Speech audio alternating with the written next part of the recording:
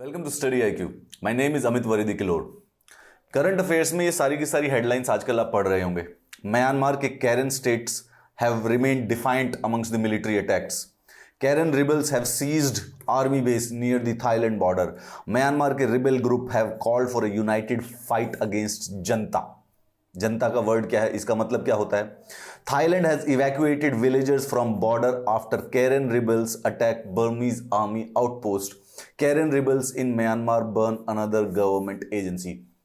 ये सारी की सारी हेडलाइन एक दूसरे से कनेक्टेड है और करंट अफेयर्स पढ़ने का तरीका भी यही है। आप समझिए कि current affairs is just reporting of the news, और वो जो हमारे जब एग्जाम में आता है तो वो न्यूज की तरह नहीं, एक इश्यू की तरह आता है, राइट? तो ऐसे जो multiple over a period of 3 से 4 महीने के बीच में जो एक न्यूज का एक इशू बनता है उसको डिस्कस करना होता है। So we will be discussing a particular current affair जो कि रिलेटेड टू है म्यांमार कू। इस बार फरवरी में म्यांमार की मिलिट्री ने कू किया और बेसिकली वहां की जो डेमोक्रेटिकली इलेक्टेड गवर्नमेंट थी उसको हटा दिया और स्वयं प्रशासन अपने हाथ में ले लिया। उसके बाद से म्यांमार में जो नई नई डेवलपमेंट्स है उसके बारे में से एक सबसे महत्वपूर्ण डेवलपमेंट के बारे में आज हम डिस्कस करते हैं, related to the Karen rebels. Karen rebels कौन है और क्यों म्यांमार की मिलिट्री से इस समय लड़ रहे हैं? लेट्स सी दैट, ताकि हमें क्लैरिटी हो कि आखिर म्यांमार में इस समय पॉलिटिकल ऑन ग्राउंड सिचुएशन है क्या। कैरन कॉन्फ्लिक्ट एक्चुअली में विश्व का सबसे पुराना लंबा सिविल वार कॉन्फ्लिक्ट है इस समय। It's an armed conflict in the Kayin state of the Myanmar. पहले इसको कैरन स्टेट कहा करते थे, आजकल इसका नाम काइन स्टेट है। The conflict is described as the longest running civil war. ये म्यांमार का नक्शा है, यहां पर थाईलैंड है and this area of Myanmar, इसको कहा जाता है काइन स्टेट। यहां की कोई एथनिक माइनॉरिटी है जो कि म्यांमार गवर्नमेंट के अगेंस्ट गुरिल्ला वॉरफेयर चलाती हैं, उनका नाम है कैरन रिबल्स। ये पिछले 70 सालों से चल रहा है, the longest civil war in the world. Karen nationalists have been fighting for the independent state known as कावतुलाई। ये जो एरिया हम रेड में देख रहे हैं ना, कैरन रिबल्स का जो कैरन लोग हैं उनका उद्देश्य है कि ये पूरा का पूरा एरिया हटा के हमारे लिए एक ऑटोनोमस कावतुलाई स्टेट बना दिया जाए। दैट इज दी की हियर, और वो इस चीज के लिए 70 सालों से लड़ रहे हैं। अगर हम ये मैप देखेंगे, इस मैप के अंदर जो बर्मा के एथनो लिंग्विस्टिक ग्रुप्स हैं उनको मेंशन किया हुआ है। दिस डार्कर ब्राउन एरिया, ये वो सारा का सारा एरिया है जहां पर कैरन रहते हैं। यहां पे कैरन एक एथनिक माइनॉरिटी है, one of the largest ethnic minority in the Myanmar, और वो अपने लिए एक ऑटोनोमस स्टेट बनाना चाहते हैं। That is the issue. In over 70 year long conflict there have been several different components, but उसमें सबसे इंपॉर्टेंट है Karen national Union and the Karen national liberation Army. Karen national Union इनकी political organisation है। जो minority group है Karen, उनकी political organisation का नाम है कैरन नेशनल यूनियन, और उसी पॉलिटिकल यूनियन की आर्म्ड ग्रुप का नाम है कैरन नेशनल लिबरेशन आर्मी। ये दोनों के दोनों मतलब ये एक ही है basically. They fight against the तत्मदाव।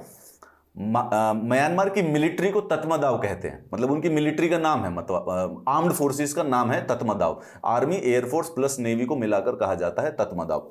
अब इस पूरे के पूरे 70 साल में 2 लाख से भी ज्यादा जो सिविलियंस हैं वो डिस्प्लेस हो चुके हैं, और वो अभी भी जो बॉर्डर में, क्योंकि थाईलैंड लगता है, यहां पे रिफ्यूजी कैंप्स में रहते हैं।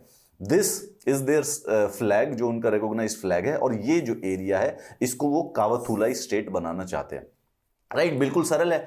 म्यांमार में एक ग्रुप है, एथनिक माइनॉरिटी ग्रुप, जिसका नाम है कैरन ग्रुप। वो इन एरियाज में, यहां पर जो ये ज्यादा डार्क ब्राउन एरिया है, इन एरियाज में सिचुएटेड है, यहां पर रहते हैं।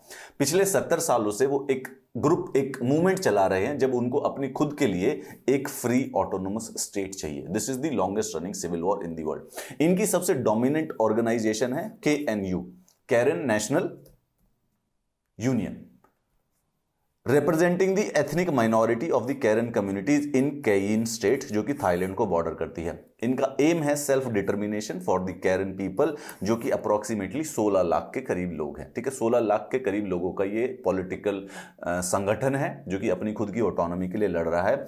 बर्मा के पोस्ट इंडिपेंडेंस पॉलिटिकल प्रोसेस में ये मार्जिनलाइज हो गए। 1949 में इन्होंने रिबिलियन स्टार्ट किया। इनका तब से लेके अब तक यही बेसिकली ग्रीवांस है कि इनको पॉलिटिकल स्पेस नहीं मिल रहा। जो ये आप येलो जगह देख रहे हैं, अब इस समय जो ये मैप है, ये मैप है म्यांमार का एथनो लिंग्विस्टिक मैप। तो जो ये येलो, जो बिल्कुल ब्राइट येलो सा है, यहां पर म्यांमार की मेजॉरिटी रहती है, जिनको कहते हैं बर्मन, राइट। जैसे इंडिया का इंडियन, वैसे बर्मा का बर्मन, ठीक है।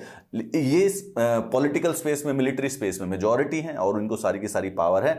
This dominance is major grievances of the Karen union, क्योंकि इनको रिप्रेजेंटेशन नहीं मिलता है। कैरन पीपल आप देख ही सकते हैं, मैं पहले बता चुका हूं, they are the largest ethnic minorities in the Myanmar. इस शब्द का मतलब अगर हम कैरन शब्द का समझे तो basically it is a tribal group, ठीक है, एक ट्राइबल एथनिक माइनॉरिटी ग्रुप है। इस शब्द का मतलब यही होता है कि referring to the people in the forest and in the mountains.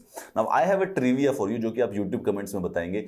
Bharat में अपनी इंडिपेंडेंस हिस्ट्री में जो लोग फॉरेस्ट में रहते थे या जो लोग माउंटेन्स में रहते थे, उनके लिए किस शब्द का प्रयोग किया गया है, ये जरूर बताइएगा इस कमेंट के नीचे, सॉरी यूट्यूब वीडियो के नीचे।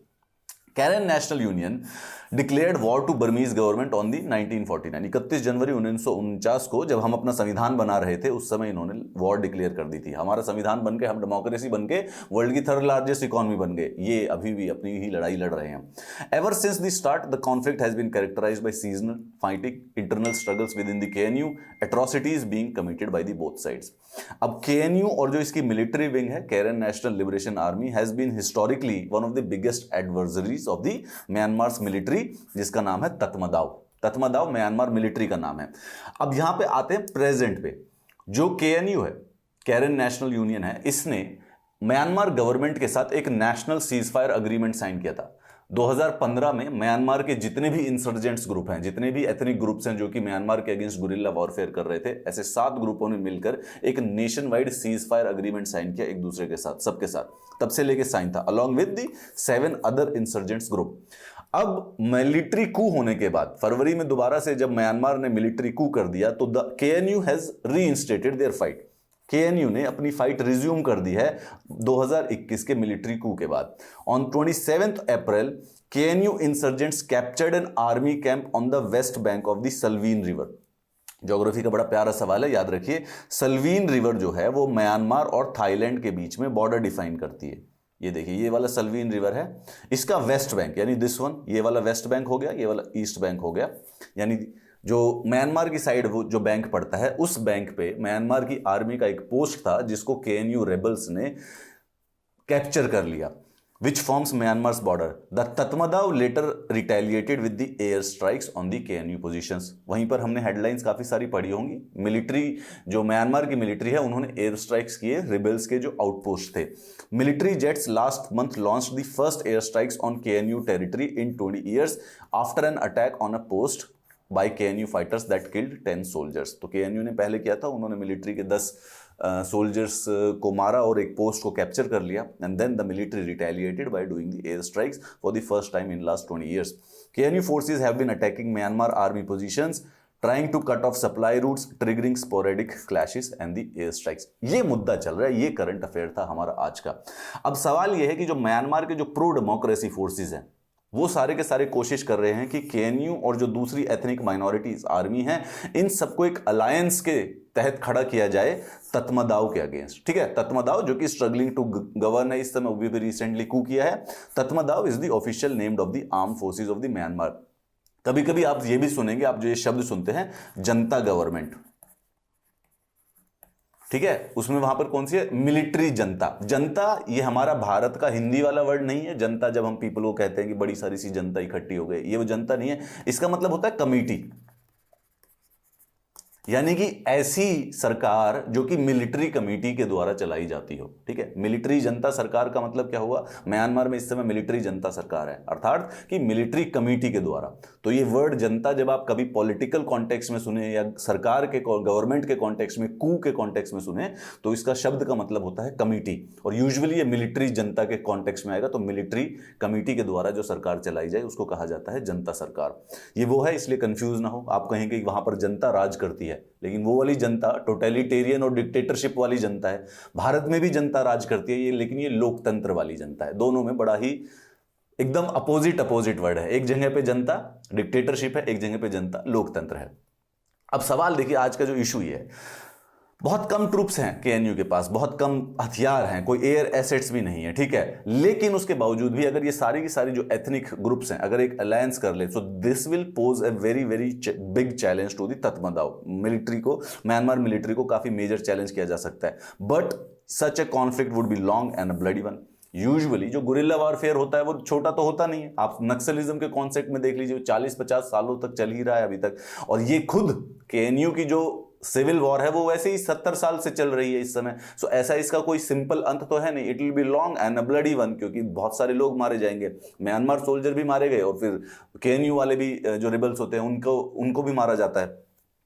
They will face challenges with the resources and the weaponry, and it is susceptible to power struggle, factionalism और external intervention. Military पिछले 50 सालों से म्यांमार पर राज कर रही है और वो डिवाइड एंड रूल कर करती है। वो भी कोशिश करेगी कि 7 रिबेल ग्रुप हैं उसमें से कहीं 2 को हमारे साथ मिला ले, थोड़ा सा डिवाइड कर दे, इस प्रकार से। In any scenario even if it become successful, उसके बावजूद भी आगे फ्यूचर में ये भी प्रॉब्लम है कि when if ever these insurgents group come into the power, तब भी ये डिसाइड करना मुश्किल है कि पॉलिटिकल ट्रांजिशन में किसको कौन सी पावर मिलेगी। Should the resistance movement prevail over Tatmadaw, which is highly impossible for now, but in case the political transition could be fraught with further problems. Carry on करते रहेगा। म्यांमार के बारे में कोई और इंपॉर्टेंट अपडेट आएगी तो I will keep on updating you. For the PDF of the classes join this Telegram channel, and if you want to connect with me join me on my any of my social media. However if you like the video then you can easily, यहीं पर आप YouTube video के नीचे comment करके बता सकते हैं। I will see you in the next class.